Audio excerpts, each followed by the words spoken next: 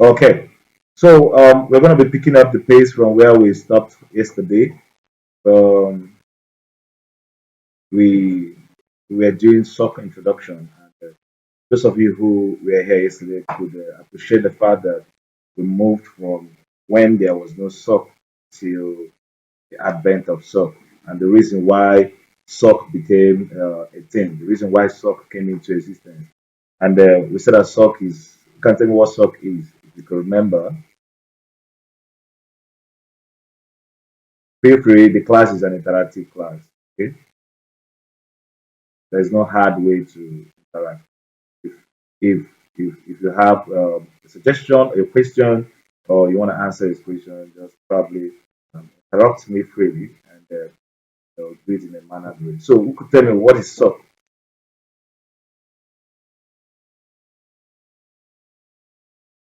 That's if you guys are not sleeping yet. Someone should talk.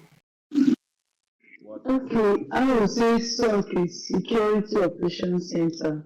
Okay, thank you, Confidence Security Operations Center. So, um, we saw the advent of SOC, how it came to be, the problem, the root cause, and the solution. Now, let me just do a 5 minutes look back into the problem. So at any point in time when my screen stops showing, do well to notify me.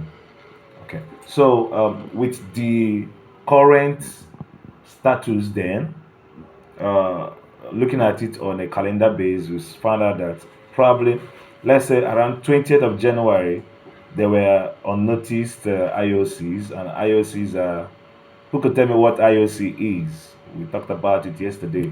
IOC, something around indicators of something. Can remember. Who remembers? IOC. $1,000 going, gone. Alright, indicator of compromise. Ah, why weren't you fast enough? You would have gotten $1,000 now. No, no, you said yesterday I was doing Oh, quickly. okay, yes. And I believe all of them were still thinking about it. Indicators of compromise. Yes, it was picked. The trails were noticed around, let me say, they started coming up around January. So all through April, before the attack happened, nobody picked it up. Nobody noticed it. So attack happened April. Then all through April, May, June, July, August, September, October, November, nobody noticed that an attack has gone through up until 19th of November. That's how it was.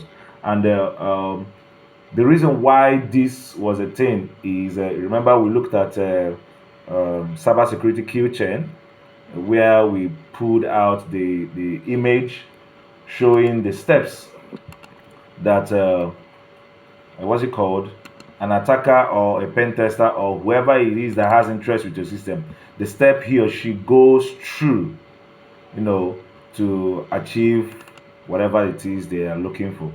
And I might be able to pull it up again for us. Okay, so we saw, you guys can see it, right? So I cannot see your screen, no. I cannot see your screen. Thank you for crying out loud. If there's a second person who's feeling the same pain, I can't see your screen. okay. I can see your screen now. I can see it now. He's all right. I He's all love right. you. Thank you very much. So, the first stage, of course, is the reconnaissance stage where you start gathering information. And I told you guys that the information gathering is of two types. Who can remember the first and the second? Passive and active. When you're passively looking for information, okay, you're looking out for open source information. Probably you go to Google, you go to LinkedIn, you go to all the social media, trying to gather as much as information you want or you have. Go to Stack, go to GitHub, get information about what you're trying to work on or what you're looking at attacking or what you're looking at, fixing. Once that's information gathering is done on the passive side, then you want to do active information gathering. Remember, whenever you're doing active information gathering, it hits the system, it hits the server, it hits the network. So whoever it is that you're attacking, if they are security conscious, they will know that someone is probing us. Okay, so it's just like you are in the street asking questions. This building, well, what type of which are the people that are inside this building? You're asking questions in the streets, nothing really threatful. But when you now come to the gate and start knocking to know the kind of metal or the kind of properties the gate is made of, so that you know how to bring it down, whether you want to use an AK-47 or a bomb. So when that is active information gathering, you are now touching the servers. Whatever you're doing, when you run your nmap, you run your scanning, it gets picked up by some tools if they have all the setups. So once stage one is done, now I'm showing you all that happens, yet there were nobody to detect all these things, and the attack still happened. So the second stage is weaponization. Now they've gotten everything they want, they go back and weaponize it. They use it and construct a weapon that is fitting to the target. Then they will come and deliver it. Anyhow, they might call your staff, they might do anyhow, they will deliver it. After delivering it, they will start the exploitation process. They will exploit, then they install the weapons that they want to install, probably install the malware so that they could operate alone. Then the sixth step, they execute CC, command and control, meaning they could stay remotely and control your system or whatever. Okay. Then, of course, once that is achieved, any other goal they are looking for, they've already done it. So these are all that happens within all this period, and yet nobody saw it. So it became a problem in the field. We found out the root cause, which is lack of visibility, which gave birth to need for security monitoring, and that was what gave birth to what's it called, SOC. And I also shared to you guys, of course, you all know that SOC is one of the easiest or the lowest hanging fruit towards entering into the field, just as a SOC, because of the modalities of the easy modalities of the job description. Monitor dictates, with companies or industry standard practices, you pick up the pace once you get a company to work with. So now, when the SOC monitoring stuff came up, another challenge came up because of the log. Okay, there are there are logs that are coming in. Of course, we saw that what you're going to monitor, someone asked rightly, yes, you're going to start monitoring the logs. Everything you're doing on the digital system, it keeps logs. And of course, your phones, your laptop, logs coming. And these logs might be when you open your phone and close it, there's a log for it. It times it. So when you go on a particular, that's why it's easier for a skillful force person or police person to be able to pick up a phone from a suspect and plug it in the right channels and extract the logs of everything that happened. They will see when you sent a text message, they see the recipient of the text message, they see when you made a call. They could even at some length retrieve some debris of the calls that you make. So all these things are embedded in that smartphone, that smart devices, whatever it is that your AC. I'm hearing welcome. Okay, somebody wants to enter EE. Yeah, EE, welcome. So there was an incident where a company was hacked. Of all the whole things they got hacked from is their AC. They are using smart AC, and the AC is connected to the network. So somehow, uh, that's that was what gave them up. They were hacked through their AC. So as everything is going digitalized, the need for constant monitoring can't be overemphasized. Okay, so the logs are what they're going to be monitoring. And we found a new challenge, which is how to read the log. Yesterday, we tried to read the log, and we found out that it's not pleasant to reading except you're a professional or someone by use of practice, you've already mastered it. For example, this log, we saw that this person or whoever it is that has this IP address, okay, on this particular date, accessed the Google page, Google web search, and was looking for log analyzers and was using a Mozilla Firefox with a Windows system. Okay, we got this information from this log. Now it is simple because I just read it out, but the problem is we have there's a possibility of more than 300 logs per second. How is a single human being going to be able to do this? That is where we need AI and technology. It doesn't take away the human factor in cybersecurity. These are the kind of things that we need AI to fast track for us. Okay, because the numbers keeps increasing, over 25 million logs going through per day. Okay, that was what gave birth to the same tool. Now the same is of course everybody can see it on the screen, security information and event management tool, which we all know, like I explained yesterday. It takes these logs, it does some magic, and it brings out suspicious activities. And those magics are just setups, what's it called, detection setups, so that it could pick threats of some kind of activities, then raise suspicious activities for you to be able to see. And if you look by the right hand side of the screen, my Wazoo, one of the same tools is open, where I could see I have 10 active devices or servers or whatever it is that we are monitoring. One is disconnected. Under the critical severity state page, there is none, which is under the rule level 15 and above. Rule level 15 and above, you should be talking about things that are very, very bad, noticing it happening. Okay, and yes, just give me a minute. Starting by Saturday coming, you let them know about the program. They could just join. Eligible candidates, we don't take people who are not eligible. And by eligible, we mean fire driven, people who really want to go through the program. And it's basically for three types of people.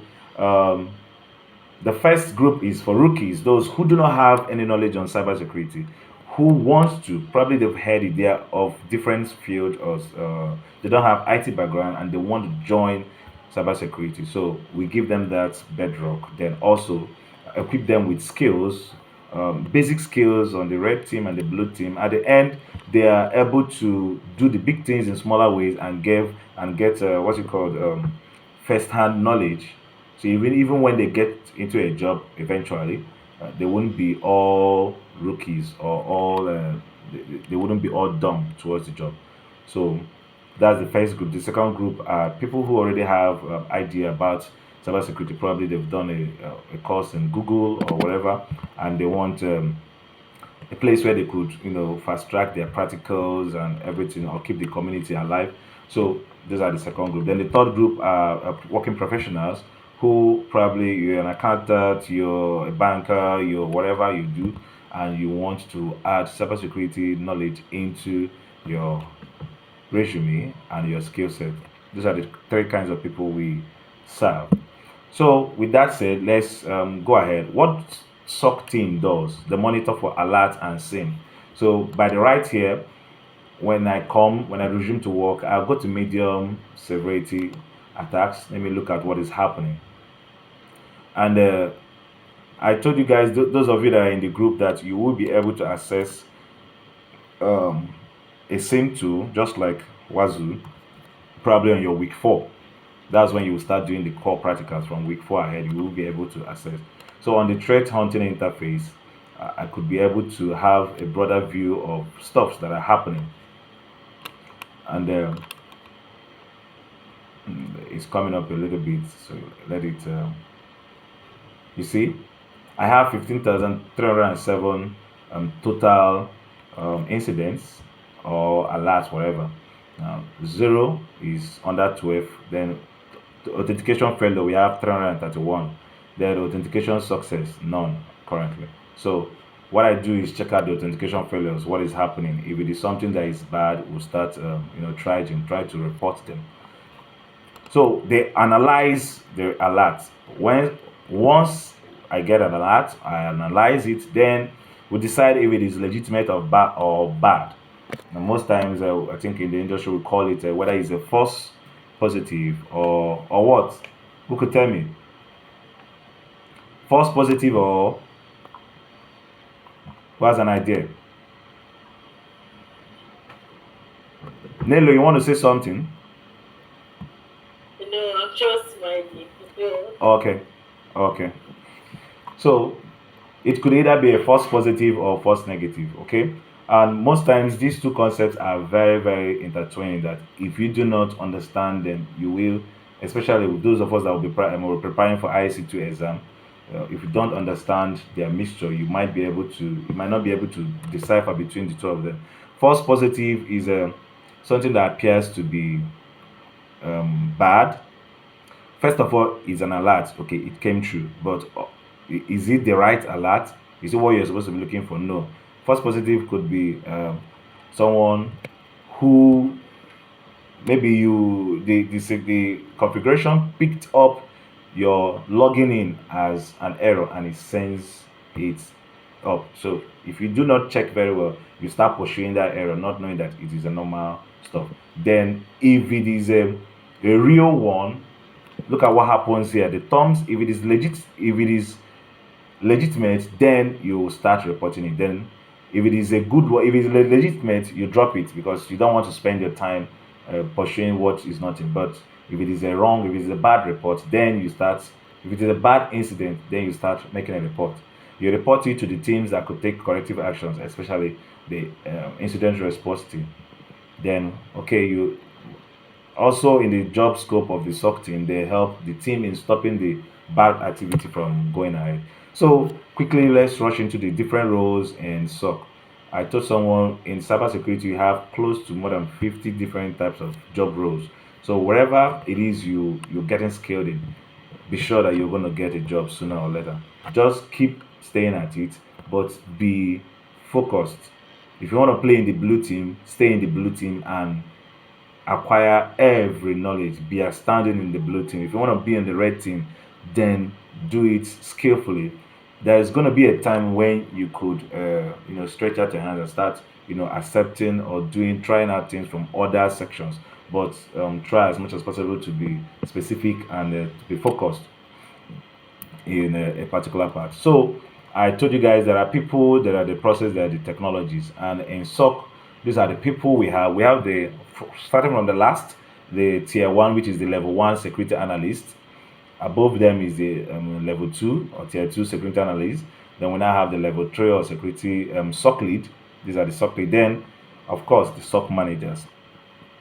Also, we have threat intelligence, the threat hunter, incident handler, forensic investigator, IR, incident response automation engineers, and of course, the red team specialists. These are the people who you will likely see in the SOC environment. Okay, and if you see, this group of people is a mixture of both the red and the blue.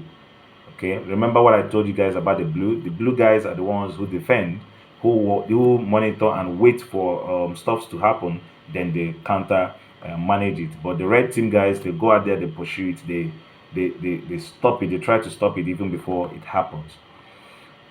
The first job roles, which is the lowest, which is the level one, tier one SOC analyst. Their job role is specific 247 eyes on glass monitoring. Okay. Now, Robinson said yesterday, won't your eyes start paining you? Of course, there might be shifts, and my screen, I told you guys that I reduced it to a very the barest minimum so that I could be able to stay longer on the screens and do my job. So the analysis of triggered alerts, usually following a playbook. Yes, the industry, depending on the company where you're going to be working with, they will give you a step-by-step rule on how to respond or how to report to tickets, especially when stuffs happen. So they raise tickets for validated incidents. They follow up with incident response team for remediation. They also draft shift handovers, then assist level two and level three in reporting. Okay. Now under the certifications, if you're in Nigeria, you could also stretch your hand to get Security Plus. But one of the easiest or lowest hanging fruit down here that is not costly is IAC2 certificate certified in cybersecurity. Who knows how much Security Plus cost currently? Who has an idea? How much is Security Plus certification currently? Any idea?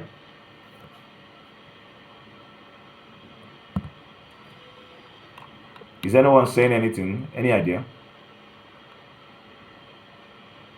I think all of them are sleeping, but I will continue. They are not. Tell us. We don't know. Okay, you don't know. Okay, so let's check out Security Plus certification cost. Your Um, face is black. Security plus um, certification cost, exam cost, certification cost also. So, mhm, how much does it cost? That's $392. How much is it in naira for those of us in Nigeria? Someone should use calculator quick. 392 by 160 something or 100 and 700. I don't know how much we have currently.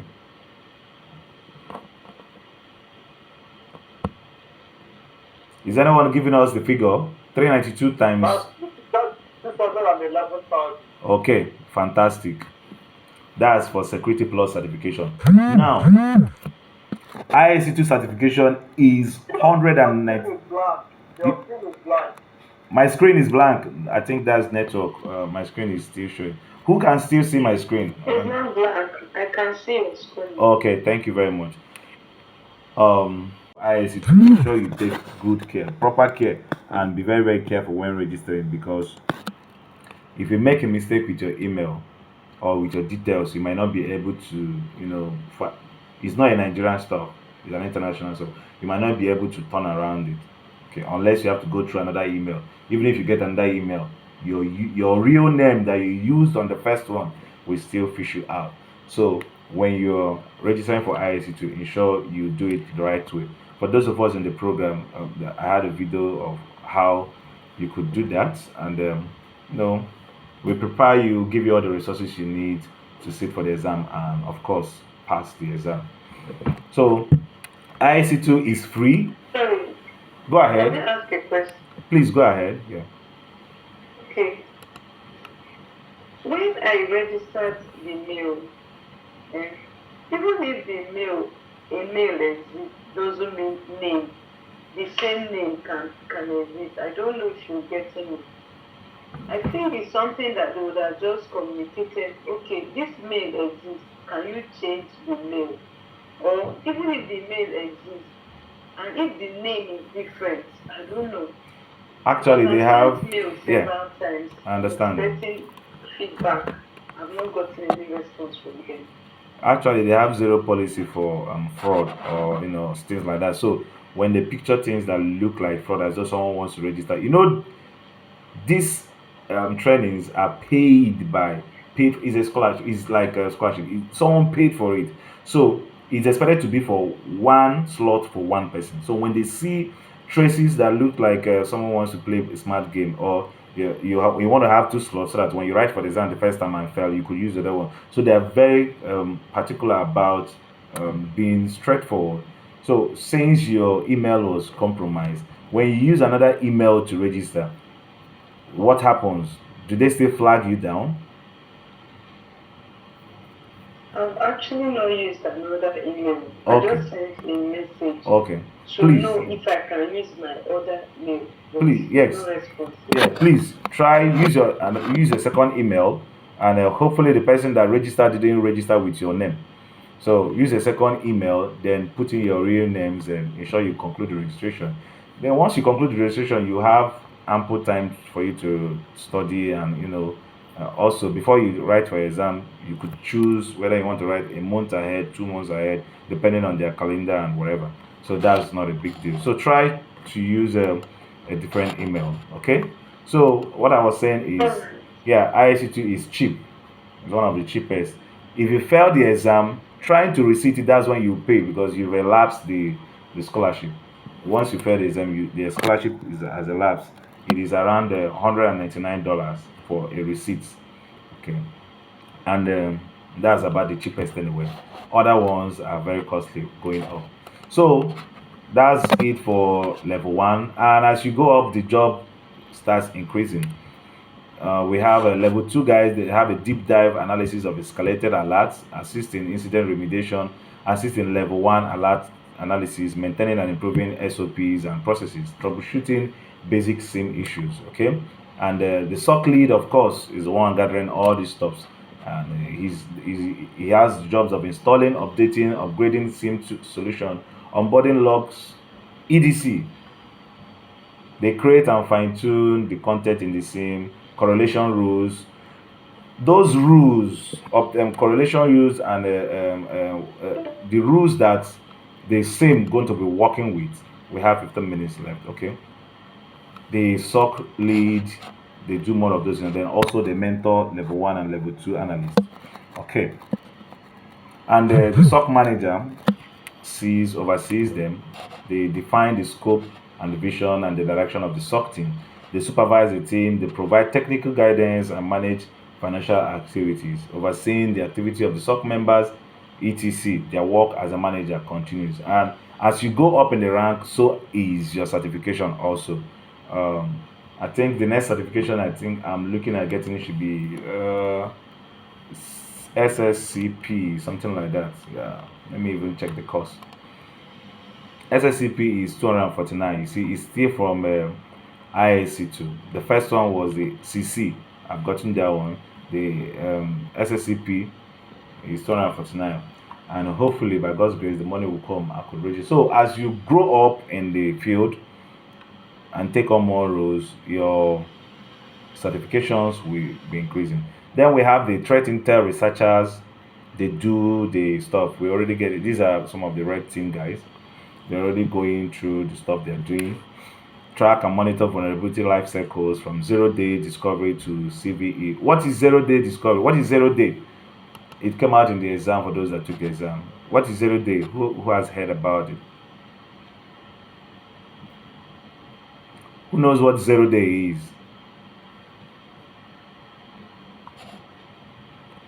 $1,000 going, gone. Don't mind me. Go ahead, Obehi. I would say it's a vulnerability that exists before you discover before you Okay. discover it. Okay, I'm going to use this analysis to explain it. Let's say that a bank, okay? Let's say that there's a bank that bought a piece of land and they built the bank inside the landed property, okay? This is where people come and do their businesses. Some guys are planning to rob the bank and they're looking at what possible ways. Of course, there are guards everywhere. There are guards everywhere. Now, someone somewhere sold the blueprints of the land or the building to them. And guess what they find? They found that there is a tunnel from the city that runs across that land. Now, this information is high class, first class information. The bank does not know, they are not aware. So, they make use of this tunnel and enter inside and loot the bank and disappear while the guards are outside guarding the bank. You guys now understand the scope, right? Now, Yes. a 0-day is a vulnerability that is not yet discovered. So, if a threat actor discovers a 0-day before you, Otilo, and that is why you need the guys like this, the threat intel researcher, the threat hunters. So they will keep on probing your system to know and find out any loophole that exists that has not been noticed before.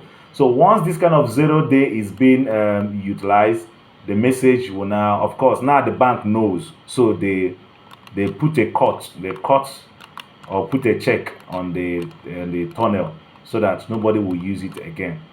So that is a 0-day. Most companies they lose a lot when a 0-day is discovered in their whatever system. So in the exam, do not forget the analysis, whatever it is, that is a 0-day. A vulnerability that is not yet discovered. It exists and it's not yet discovered. So the very day is being discovered is no more a vulnerability. It is now under CEV. CVE, sorry. What is CVE? Does anybody know? Common vulnerabilities, something, something, something. So you could check it up on Google. So we also have the threat hunters. They do the work, the incident handlers, the forensic specialists, the red team specialists. These guys, they do, they continuously scan the network to identify weaknesses in systems, servers, network devices, or users. They launch small scale attacks without business interruption. They build POCs for known vulnerabilities, develop phishing campaigns to test users. Of course, you all should know by now that human being is the lowest or the weakest chain. Human beings are the weakest chain in security. You are sure that your antivirus will not fail, but human beings can click on malicious um, links. So human beings are the least in the security. So that's about it. We have the automation engineers who also work in the team, and we'll be looking shortly into the SOC technologies. Then we'll wrap it up from there. Any questions so far? Okay, thank you very much for that. But just remember to create another link before we end today. No, no, we definitely need to finish before the 9 minutes. There's not much remaining. So, under the SOC technologies, of course, we have the SIM, and we have the same, the threat intelligence, the analysis tools, and the SOC. Basically, same means security information event management. We already saw the Wazoo, and for those that will be in the program, they will also make use of this. Then threat intelligence are sites or places where people could get current or past information about threats. Virus total could also serve as threat intelligence, where you have, we used it yesterday. It's somewhere around here where we checked out the details of this bad guy, and it gave us information about him. So the analysis tools, the tools that we use, and the SOA is an acronym for something, just like SIM is. So you could look at the meanings of all these and get yourself a bit self-educated. And the same, we already see the same on how it does. It takes logs and it brings out the suspicious activities. And for example, so when there is a suspicious activity or a brute force, maybe there are settings that said when there is a failed login of the same user 20 times in a minute, please alert it or push it out as a possible brute force attack. So what I see on the Wazoo would be something like this, and I'll know that okay, somebody is under attack. So I will now look at it specifically. So the same tool takes logs from the same, and does checks it from the settings, gives us a possible brute force attack. Then the security analyst, the level one or level two, through the playbook, they will now raise a report or write a report and send it to the incident response team. We looked at that little process yesterday on the same tool. So the threat intelligence, these are guys that you say that threat intelligence is information about threats and threat actors that helps mitigate harmful events in the cyberspace. We already seen that using the virus total analysis. And you see on the last, what's it called? They said such a type of attacks for which we do not have protection are called zero day threats. When 0 day is in effect, there is no current or there is no standing solution for 0 day unless after the 0 day has taken effect, then you will now start having solution. And not just on the cyber world, COVID came out and there was no current solution for COVID. So we say that COVID is a 0 day. Okay.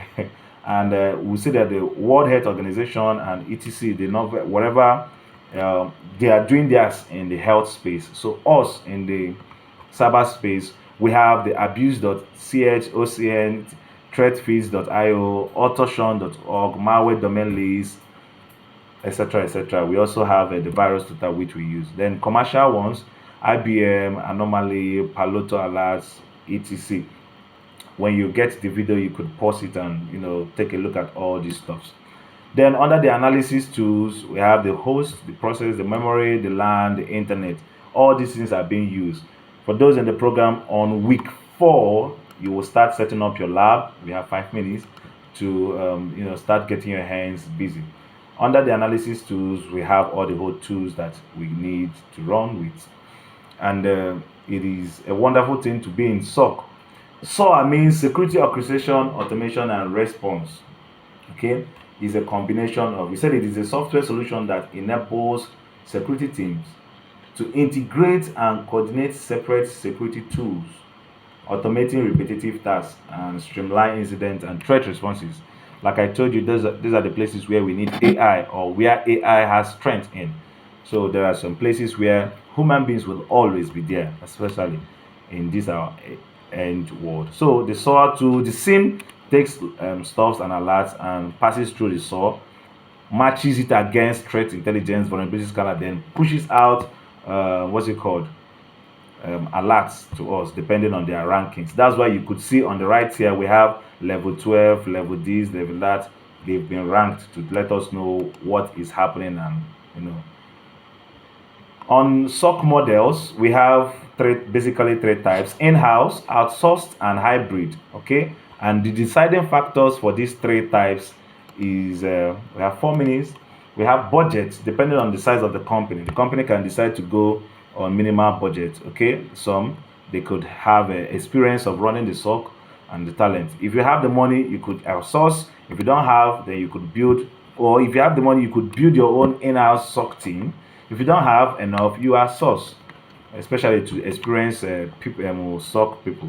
Whenever you are sourcing, the people you are sourcing it from, they are called MSSPs, which is managed security service providers, just like we have internet service providers. Okay, and it has shown to help smaller businesses also. So the in-house team, the graphical representation of the in-house team in your company, they are the SOC team. They are working there. Then you can outsource them to MSSP. I already told you guys what MSSP is, which is a managed security service providers. So you connect your server whatever to them, they will monitor for you. Our own here, we are an MSSP. The company I'm working with, they're also an MSSP. So at the beginning, you saw all the devices that are on. They tell you how many devices, active. We call active. I won't call them devices, but like agents that we have agents that are monitoring in other people's services that we are monitoring them over. So, and MSSP also could be shared. We have client A, client B, client C. The point, we have almost 10 clients here that we are monitoring their stuffs over for them. And yes, that's the hybrid, and that's about it on SOC. So, guys, it's been a wonderful time since yesterday discussing and having an intro from the beginning on the evolution of SOC to how stock is getting. Okay, and I believe we've done justice to SOC. For those of us in the program, it's been a wonderful time, and I believe I'm going to be seeing you guys the next week, continuing on the. I think that should be IC2. We're going to go into IC2 programs under the domains of cybersecurity. For those of us that would want to join the program, is a very nice ride. Also, you try to share the good news to those who are eligible to join us. So, with 1 minute, if you have any contribution or something to say, you just tell us before Google logs us out. Thank you very much, guys. I am Mr. Brian. Okay, that's if you guys are not sleeping, you could want to say something. Yes, thank you, Collins. Thank you, sir. Yeah, obey. Thank you very much. Yeah. Is Nello sleeping? I didn't hear her voice. Probably she has slept. I'm not sleeping. Okay, Nello, you're not sleeping. Yeah. Okay, guys, have a nice time. The recording will be out soon, and I will share the recording to our visitors also and everyone in the group. Have a nice night. Good night. Okay. Thank you. You too. Yeah. What about Yeah. Bye bye.